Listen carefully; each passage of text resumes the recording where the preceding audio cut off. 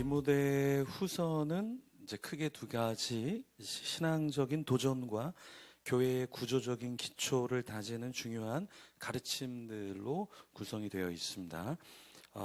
먼저 우리가 신학적, 철학적인 이슈를 좀 살펴볼 때 첫 번째는 복음에 대한 충성, 확고한 믿음, 이 내용인데요. 이 내용을 이제 바울이 얘기하는데 그 중에서 이제 웨슬리의 완전 성화에 대해서 우리가 살펴보겠습니다.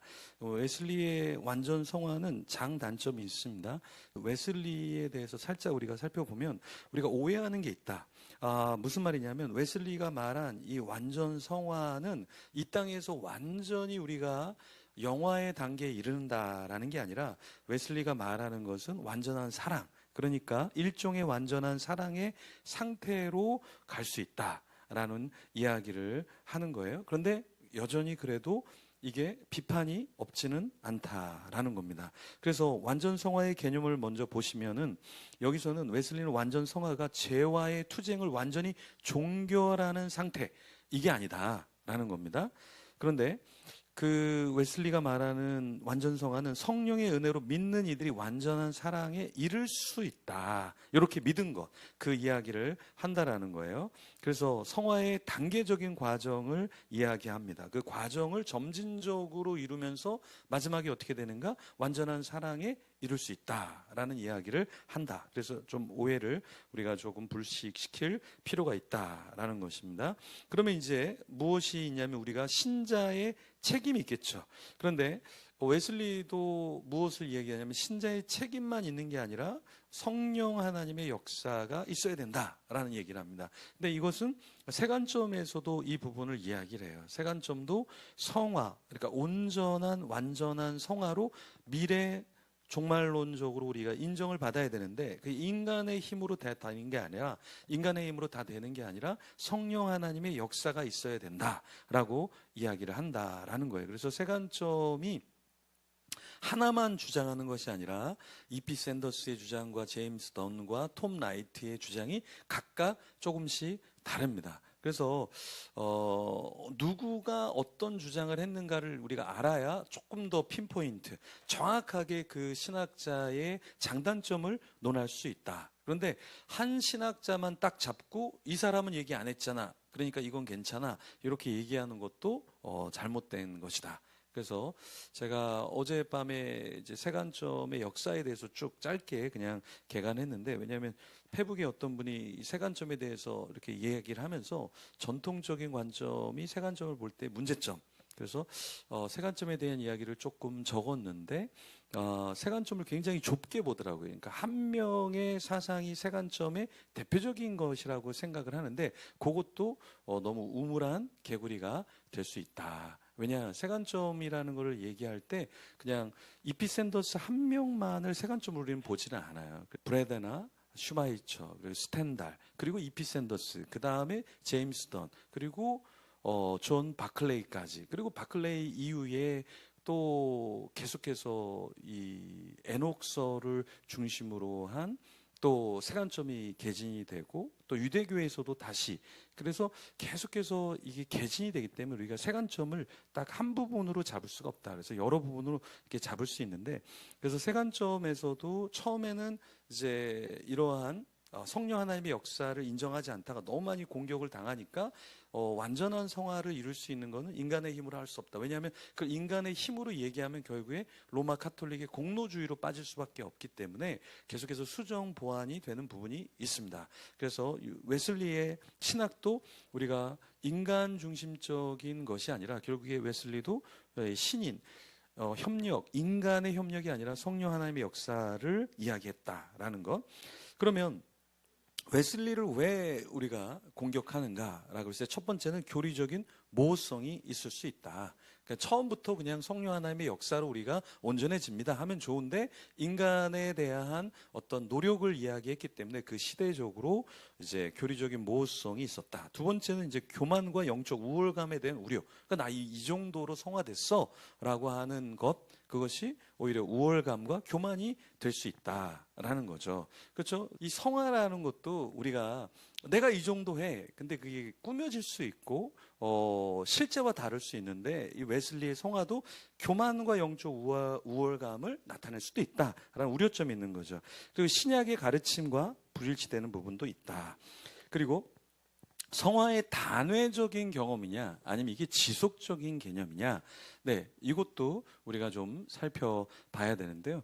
웨슬리가 말하는 제2의 축복이나 완전 성화의 경험이 일정의 한순간에 이루어질 수 있다. 이거는 잘못된 거죠. 그건 성화가 아닙니다. 그래서 성화는 끊임없이 일어섰다가 넘어졌다가 일어섰다 넘어졌다 이걸 반복하는 건데, 나 완전 성화 됐어. 그러니까 난 다시 안 넘어질 거야. 이 자체가 이미 넘어진 거예요.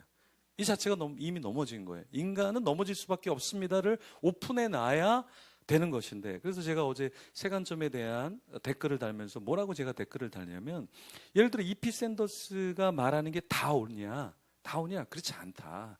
왜냐하면 이피 샌더스나 세관점 학파들이 얘기하는 게 뭐냐면, 옛날에 유대 문헌을 보니까, 옛날 문헌을 보니까 유대의 종교는 다 언약 율법주의로 하나님의 은총을 다 얘기했어. 그러니까 사도 바울이 헛짓거리 한 거야. 사도 바울이 왜 율법을 욕해? 사도 바울이 잘못 해석한 거야. 이렇게 보는데, 아니 왜 유대 문헌만 인정을 하냐? 사도 바울이 뭔가 유대주의, 공로주의가 있었기 때문에 거기에 대한 질타를 한 건 아니냐? 그럼 이피 샌더스가 100% 맞냐? 그렇지 않다라는 거예요. 그래서 항상 가류주의, 칼 포퍼가 얘기한 가류주의, 과학도 틀릴 수 있다 라는 걸 얘기한 게 칼 포퍼잖아요. 그럼 과학도 틀릴 수 있으면 뭐냐? 신학자가 얘기하는 것도 1% 틀릴 수 있다. 그러니까 100% 맞다고 해서는 안 된다. 거기에 대한 것을 열어놔야 된다라는 겁니다. 그래서 세관점 학파를 우리가 이제 논할 때, 비판할 때 바로 그 부분인 거예요. 세관점 학파는 옛 관점이 다 틀렸다고 얘기해. 아니, 다 틀린 게 아니라 부분적으로 틀렸다고 얘기해. 아니, 일부분이 틀렸다고 얘기해. 그러면 세관점은 틀린 게 없을까? 세관점도 틀린 부분이 있다. 그래서 우리는 다 하나님 앞에서 서로가 틀릴 수 있다라는 걸 인정하고, 예를 들어서 공로주의가 없었다라고 이야기하지만 왜 공로주의가 없어? 바울이 얘기하는데. 그리고 제가 이번에 성지순례에서 갔다 왔잖아요. 가니까 거기에 왜 공로주의가 없어요? 인간의 끝에는 모두가 다 공로에 대한 사상이 이미 21세기에도 있잖아요. 그렇죠? 그래서 그 사상이 없었다라고 말하는 것도 틀릴 수 있다라는 것을 오픈해야 된다라는 겁니다. 그래서 존 웨슬레의 이 문제점 중에 한 가지도 무엇이냐? 한순간에 어떻게 성화가 다 이루어질 수 있느냐? 이루어지지 않을 수도 있다라는 개연성을 열어놔야 한다라는 것이죠. 자, 그러면 여기에 나온 게 이제 고난의 신학인데요. 루터의 십자가의 신학도 우리가 뒤에 나와 있는데, 먼저 고난. 바울은 엄청난 고난을 당했는데, 첫 번째는 육체적인 고난과 박해였다라는 겁니다. 여러분도 기회가 되면 한번 성지순례를 갔다 오신 분도 있지만, 저도 뭐 갔다 왔고 또 계속 가려고 하는데, 그 현장 땅을 밟고 이렇게 해보는 것과 우리가 여기서 그냥 글로 접하는 거는 완전 다르다. 그래서 바울의 생가를 이렇게 가보면 타우로스 산맥이 있는데 약 3,000m 정도 되는 거기를 이제 바울이 넘나 들었는데, 그러니까 핍박을 받지 않아도 그 산만 올라타도 그 자체가 굉장히 힘든 거죠. 그렇죠? 3,000m. 그러니까 어떻게 눈이 오냐고 다들 그러는데, 밑에는 눈이 안 오는데 이 3,000m 올라가고 이 고지로 올라가면 그냥 눈이 오는 거예요. 여기는 비가 와도. 근데 그 바울이 거기를 몇 번을 왔다 갔다 했다라는 거예요. 그래서 말 안 듣는 사람 한 명씩 보내야 될 것 같아요. 예? 배낭 하나 메고 그 밑에서 내려갖고 바울처럼 걸어라. 이 처벌이 아니다. 이 바울은 육체적인 고난이 그 전도 자체가 고난인 거예요. 그래서 바울의 1차 전도의 그 루트를 그 성경학자들이 뭐라고 얘기하냐면 한 2,200km를 갔다 그래요. 1차 전도 때 2,200km 혼자서. 같이 동행한 사람도 있었겠지만, 뭐 그 당시에 뭐 비행기가 있었겠습니까? 뭐 차가 있었겠습니까? 예? 2,200km를 뭐 낙타를 타고 가든 말을 타고 가든 2,200km는 굉장히 힘들다. 그러면서 성지순례 가이드 하는 분이 바울이 갔던 곳을 정확하게 한번 루트를 가보면 지금 이 교통수단 비행기 타고 버스를 타도 약 40일이 걸린다 이야기를 하더라고요. 그렇죠? 그러니까 대단한 육체적인 고난을 그냥 순례 자체만으로도 그것이 이제 고난이었다. 그리고 감옥 생활을 또 했었죠. 두 번째, 세 번째는 이제 동료의 배신. 그렇죠? 바울이 디모데후서 4장 10절에 대만은 세상을 사랑하여 나를 버리고 데살로니가로 갔고라고 얘기하죠. 그리고 바울이 정말 힘들었던 것은 또 뭐냐? 바울을 이끌어줬던 사람이 누구죠?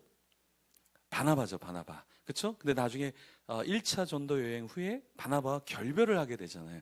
그때 바나바도 힘들었을 건데 바울도 힘들었을 거고, 거기 중간에서 껴서 자기 때문에 이 사단이 난 이 마가도 적잖이 아마 힘들었을 거예요. 자기 때문에 이 두 사도가 이렇게 나눠지게 된 거잖아요. 근데 이것도 사역을 할 때 바울에게 굉장한 고통을 줬을 거예요. 바나바에게도 고통을 줬을 것이고.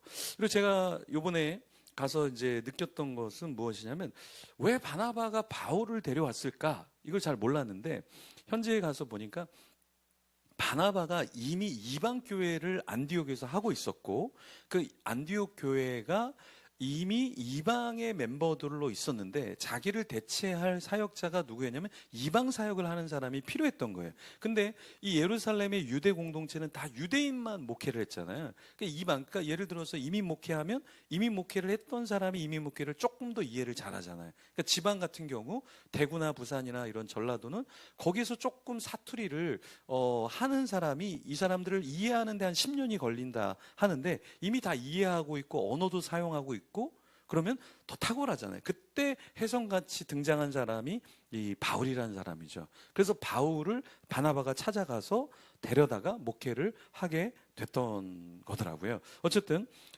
여러 가지 어려움이 있었는데, 신체의 질병, 육체의 가시가 있었다. 그러니까 우리가 아는 안질이 있었다. 그리고 이제 간질도 있었다. 그래서 육체적으로 키도 작았고 외모도 조금 많이 부족했다. 네네.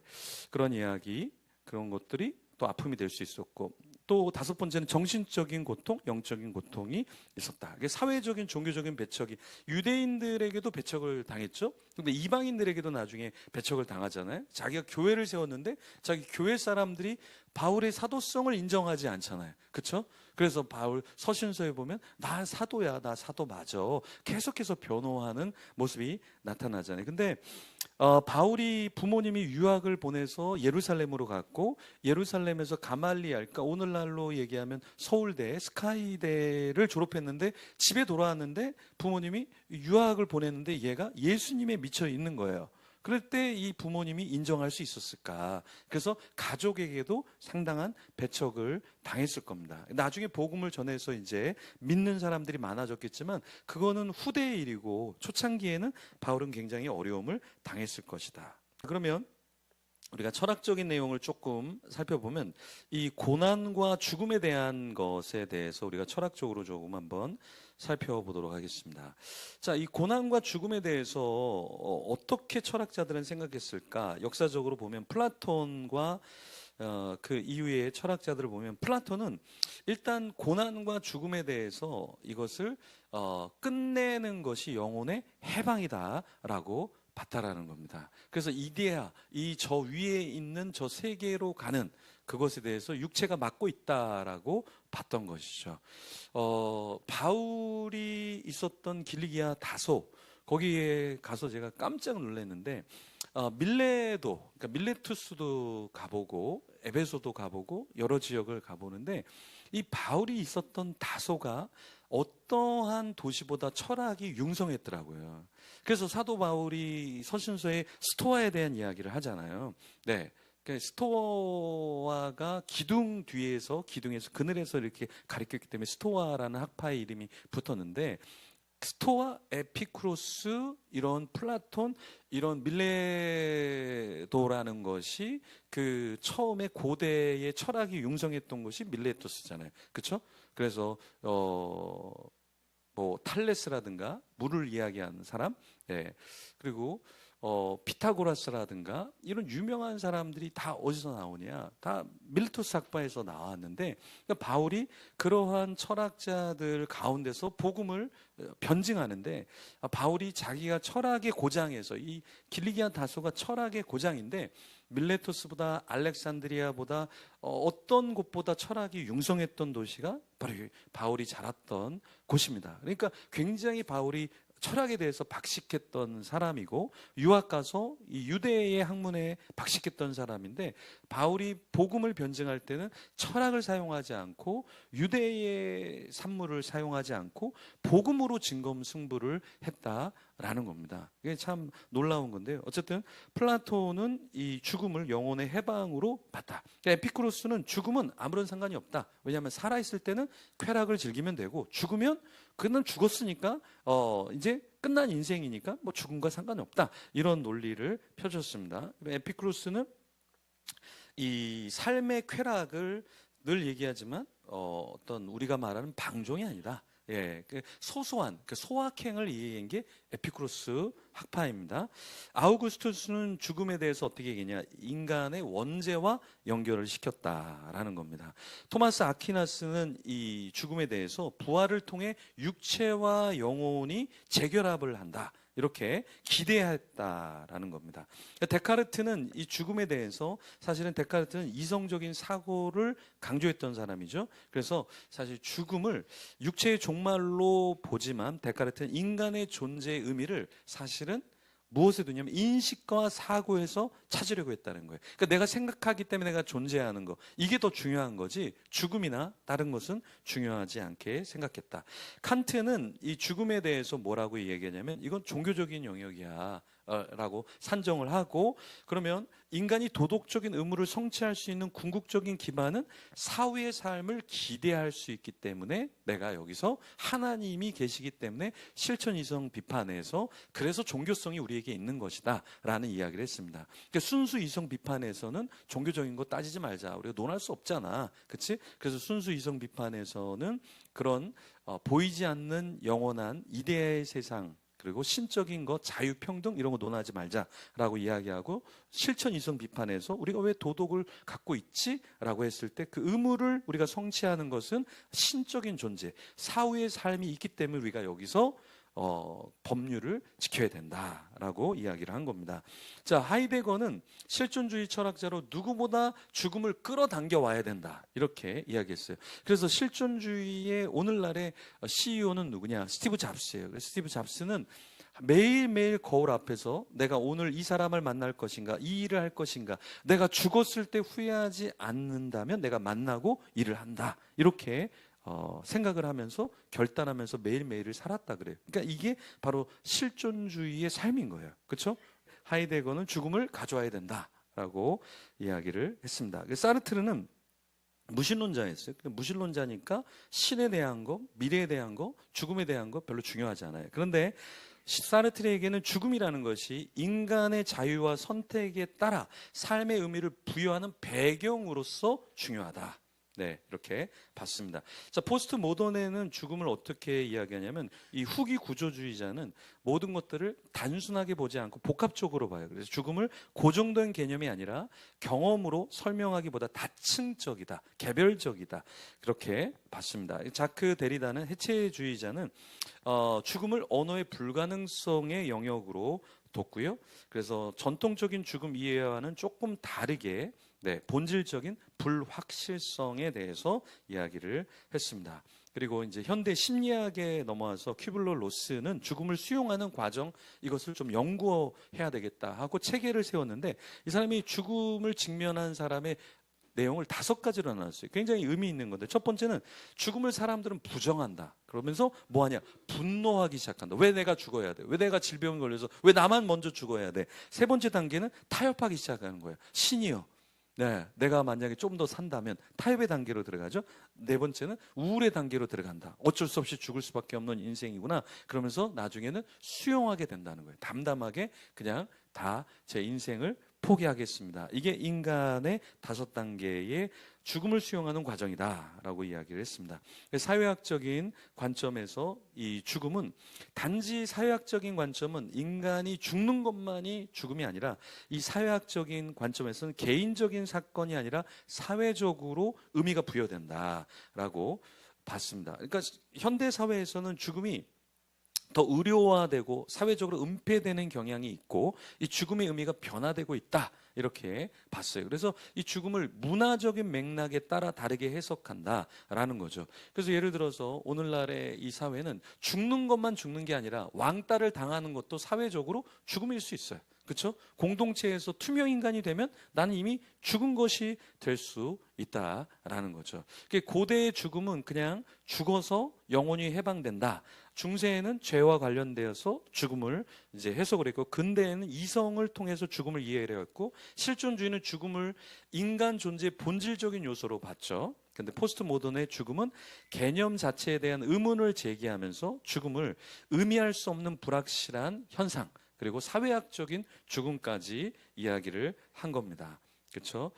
그리고 이제 바울의 이 디모데후서에는 이단과 잘못된 교훈이 있는데, 첫 번째는 비진리에 대한 이야기예요. 그래서 허탄한 말과 다툼을 일으키는 것에 대해서 조심해라. 허탄한 말 이거 연루되지 마라. 왜냐하면 그 당시 거짓 선생들도 많고 이 유혹하는 사람들도 많은데 그런 것에 관련하지 말라, 이런 이야기를 했습니다. 특히 이제 후메네오와 빌레데오의 사례가 나타나는데, 부활의 진리를 왜곡하는 사람, 이런 사람들도 조심해라라고 얘기했어요. 그래서 제가 세 관점 이거를 정리를 한 다음에 그 다음에 제가 정리하려고 하는 게 부활에 대한 논쟁이에요. 부활에 대한 논쟁.